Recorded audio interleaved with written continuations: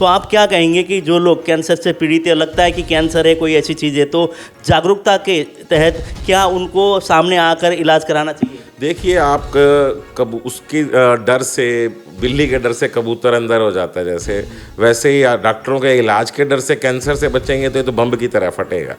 अभी ऐसा लाइलाज नहीं हुआ है और आज आपने देखा उनकी ट्यूब हट गई है, खाना खा रहे हैं। तो ऐसे जब रिज़ल्ट आते हैं आपको ज़रूर अच्छा महसूस होता है, आपको लगता है आप ठीक काम कर रहे हैं, आपको आगे बढ़ने का जोश मिलता है। बस वही हमारी सबकी कोशिश रहती है। बाद आप लोग जैसे मेडिकल ट्रीटमेंट के लिए लैब में भेजते हैं उनकी रिपोर्ट के लिए, जब पॉजिटिव आ जाता है उसके बाद ना महसूस करता है मैं तो कैंसर से पीड़ित हूँ, वो मानसिक जो तनाव है वो बहुत परेशान करता है। उसके लिए मैं देख रहा था लगभग एक पेशेंट के लिए आप आधा घंटा आपने लगाया, उनको मोटिवेशन किया, वो कितना महत्वपूर्ण है इस तरह के पेशेंट के लिए? देखिए, अगर आप कैंसर का रोगी सिर्फ एक बीमारी से पीड़ित नहीं है, वो एक विचारधारा से भी पीड़ित होता है। वो विचारधारा मृत्यु की विचारधारा है कि डॉक्टर साहब इलाज करके भी क्या हो जाएगा, मरना तो मेरे को है ही।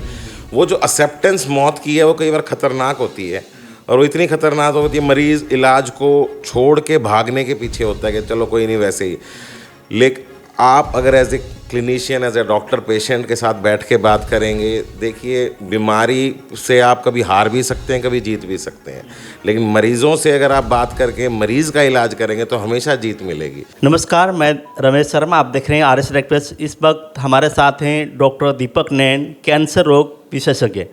इनसे बात करेंगे कैंसर को लेकर। बहुत सारे लोग कई बार ना अवेयर भी नहीं होते, अवेयर हैं तो प्रॉपर ट्रीटमेंट के लिए लोग एक तरह से दिलचस्पी नहीं लेते, उसको लेके बात करेंगे। फिलहाल आप देख रहे हैं डॉक्टर दीपक नैन के बीच में हम लोग एक क्लिपिंग डाल रहे हैं, जैसे पेशेंट से बातचीत कर रहे हैं, पेशेंट को समझा रहे हैं।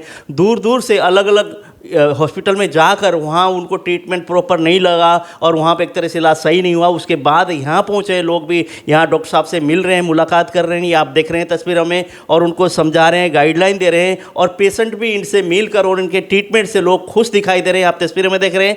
अब हम ना पेशेंट से भी कुछ बात करेंगे और डॉक्टर साहब से भी बात करेंगे। उससे पहले निरंतर आप देख रहे हैं अलग अलग इलाके से, क्षेत्र से पहुँचे हैं जितने भी पेशेंट हैं, यहाँ पर डॉक्टर साहब से बातचीत करके जैसे इलाज से वो बिल्कुल संतुष्ट दिखाई दे रहे हैं। हम बात करेंगे डॉक्टर दीपक नैन से। अब डॉक्टर साहब नमस्कार। नमस्कार रमेश जी। डॉक्टर साहब, मैं कई देर से बैठा हूँ, लगभग 2-2.5 घंटे हो गए, बहुत अलग अलग इलाके से पेशेंट पहुँचे, और आपकी कार्यशैली से, आपके ट्रीटमेंट से बड़े जो लोग हैं, बुजुर्ग लोग, आपको आशीर्वाद देके जा रहे हैं कि डॉक्टर का लंबी उम्र हो, हमारी उम्र आपको लग जाए, मतलब इस तरह की वो है, लोग एक ना भावनाएँ हैं। तो क्या कहेंगे आप इस तरह के ट्रीटमेंट को लेके, जब लोग आके, दुखी लोग आके खुश होकर जाते हैं? तो देखिए, अच्छा तो लगता है, लेकिन दोनों प्रकार की बात है। जिन लोगों को इलाज, ये कैंसर का इलाज बड़ा जटिल इलाज होता है, जब अच्छा लगता है जादुई इलाज होता है, लेकिन जब कई बारी मुसीबत आती है तो कई बारी थोड़ा लोगों को दुख भी होता है। पर मेरी कोशिश ये रहती है कि जितना मरीज़ का मैं भला कर सकूं, जितना उनका बेनिफिट हो सके, और ट्रीटमेंट गाइडलाइन जितना वैज्ञानिक साइंटिफिक हो सके उतना चलाया जाए। बस यही प्रयास है। उसमें जो खुश होते हैं वो दुआएं दे जाते हैं और बाकी लोग ठीक है। ये सब जैसे अलग अलग इलाके से कई लोग, जैसे बात कर रहा था, बहुत सारे हॉस्पिटल में गए, चंडीगढ़, दिल्ली, गुड़गांव, सब जगह जाके बोला जी कहीं पे भी नहीं हुआ। उसके बाद डॉक्टर दीपक नैन से मुलाकात हुई, उसके बाद हमारा ट्रीटमेंट चला। अब हम लोग ना, हम खुद मतलब महसूस कर रहे हैं कि हम ठीक हैं। तो जब इस तरह के लोग आते हैं तो लोग ना कई बार उनको प्रॉपर गाइडलाइन नहीं मिलती, उसके लिए क्या ध्यान देना चाहिए लोगों को? देखिए, मैं हमेशा मानता हूँ कि कैंसर के लिए आप सीधा एक आदमी पे यकीन करके इलाज करना नहीं, आपको थोड़ा सा 2-3 कंसल्टेशन करनी चाहिए। जिस मरीज़ से आपने बात की उसके मुंह में बहुत बड़ा ट्यूमर, ओरोफेरिंक्स में ट्यूमर था, सांस नहीं ले पा रहा था, खाना नहीं खा पा रहा था, तो उसको रेफ़र करके लोगों ने PGI चंडीगढ़ भेजा, वहाँ पे सांस का रास्ता बना दिया और एक खाने की नलकी डाल दी, और उसके बाद सेवा करने का उसको किसी ने सलाह दे दी होगी। होता ये है कि डॉक्टर के कई बार अस्पतालों में कई प्रकार के हैं, किसी आपने ऑर्गन स्पेशलिस्ट को दिखा लिया, वो कैंसर स्पेशलिस्ट नहीं है, तो उनको कई बार लगता है बीमारी लाइलाज है, घर में इलाज करवा लेते हैं।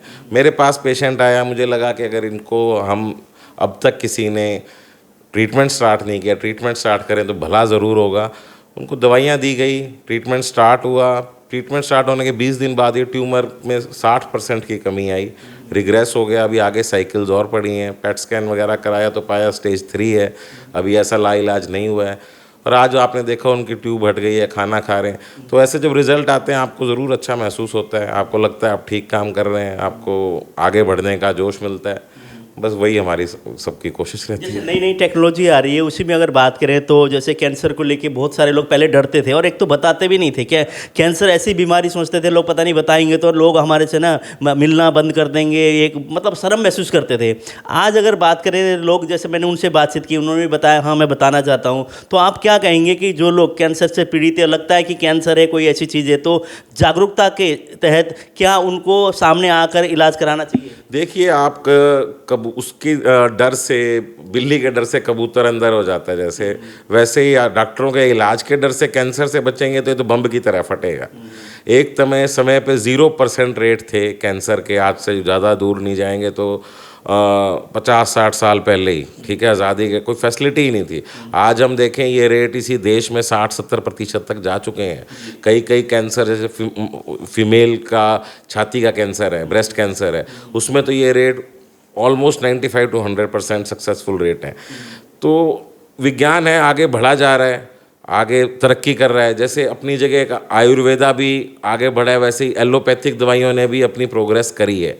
और ये जो ऑन्कोलॉजी, कैंसर के रोग में दोनों का मिश्रण होके आगे बढ़ते हैं हम। और लिटरली आप 30 से 1 साल और रुकिए, आपको जो आज 60-70% पे दिख रहा है, ये आपको कुछ 100% पे मिलेगा। जैसे ना कैंसर के पेशेंट को जब पता लगता है कि ट्रीटमेंट के लिए आते हैं, आने के बाद आप लोग जैसे मेडिकल ट्रीटमेंट के लिए लैब में भेजते हैं उनके रिपोर्ट के लिए, जब पॉजिटिव आ जाता है उसके बाद ना महसूस करता है मैं तो कैंसर से पीड़ित हूँ, वो मानसिक जो तनाव है वो बहुत परेशान करता है। उसके लिए मैं देख रहा था लगभग एक पेशेंट के लिए आप आधा घंटा आपने लगाया, उनको मोटिवेशन किया, वो कितना महत्वपूर्ण है इस तरह के पेशेंट के लिए? देखिए, अगर आप कैंसर का रोगी सिर्फ एक बीमारी से पीड़ित नहीं है, वो एक विचारधारा से भी पीड़ित होता है। वो विचारधारा मृत्यु की विचारधारा है कि डॉक्टर साहब इलाज करके भी क्या हो जाएगा, मरना तो मेरे को है ही। वो जो एक्सेप्टेंस मौत की है वो कई बार खतरनाक होती है, और वो इतनी खतरनाक होती है मरीज़ इलाज को छोड़ के भागने के पीछे होता है कि चलो कोई नहीं वैसे ही। लेकिन आप अगर as a clinician, as a doctor patient के साथ बैठ के बात करेंगे, देखिए बीमारी से आप कभी हार भी सकते हैं, कभी जीत भी सकते हैं, लेकिन मरीज़ों से अगर आप बात करके मरीज़ का इलाज करेंगे तो हमेशा जीत मिलेगी। मरते हुए आदमी को भी कम से कम आप दर्द उसका हटा सकते हैं। हर इंसान को किसी ना किसी रूप में बेहतर कर सकते हैं। और आज के दिन डॉक्टरों से बात करके मरीज़ बहुत सी समस्याएं अपने घर वालों को नहीं बता सकता जो डॉक्टर को बता सकता। तो अगर हम समय नहीं देंगे तो वो चीज़ पॉसिबल कैसे होगी। और मेरी ब्रांच में देखिए खांसी जुकाम तो है नहीं कि 100 मरीज़ आके मेरे पास खड़े होंगे। सारा समय दिन का यही काम है, तो पूरा समय लगाते हैं और अपने काम में मुझे मज़ा भी आता है। तो बस यही बात है। जैसे कि आप देख रहे हैं RSN एक्सप्रेस पे सीधी तस्वीर। फिलहाल हम लोग ये सपड़ा हॉस्पिटल में डॉक्टर दीपक नैन हैं, कैंसर स्पेशलिस्ट, उनके पास हैं। मैं आपसे निवेदन करूंगा और कि आपके आसपास में कोई कैंसर के पेशेंट है और दर दर की ठोकरें खा कर वो टूट चुके हैं, उनसे एक बार निवेदन आप अवश्य करें कि डॉक्टर दीपक नैन का हम नंबर भी फ्लैश करेंगे, इनसे इस फ़ोन में संपर्क करके आप गाइडलाइन ले सकते हैं, दिशा निर्देश ले सकते हैं और इनका सलाह लेकर आगे के लिए ट्रीटमेंट के लिए, फर्दर के लिए आप लोग इनकी गाइडलाइन के माध्यम से आप चल सकते हैं। डॉक्टर साहब, अंत में जैसे कि जितने भी लोग देख रहे हैं उनको क्या संदेश देना चाहेंगे? कैंसर जो ना हो पहले तो उससे बचने के लिए, अगर बाई चांस हो तो उसके लिए फर्स्ट ट्रीटमेंट के लिए किस तरह के वो करें? देखिए, कैंसर से बचने के लिए अपने खान पान में फल फ्रूट ज़रूर रखें। वज़न पे जितना काबू पा सके उसकी कोशिश करें। जितना ज़्यादा आप सिगरेट, बीड़ी, हुक्का इनसे दूर रहेंगे वो बेहतर है।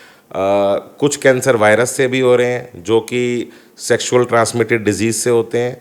तो ये बिहेवियर अपना या तो इसको इम्प्रूव करें या फिर इसमें प्रॉपर प्रिकॉशन रख के आगे बढ़ें। दूसरी तौर पे बीमारी को जितना जल्दी पकड़ेंगे रिजल्ट्स उतने बेहतर हैं। कहीं पे कोई गांठ है, कहीं पे कोई खून आ रहा है, कहीं आपकी आवाज़ चेंज हो रही है, कुछ भी आपको शरीर में लग रहा है दिक्कत है, प्लीज़ अपने नज़दीकी डॉक्टर ज़रूर कंसल्ट करें। यूजुअली हम लोगों पे आगे रेफ़र कर देते हैं। अगर किसी डॉक्टर को लगता है कि ये कैंसर की गांठ हो सकती है तो हम तक मरीज़ आ जाते हैं।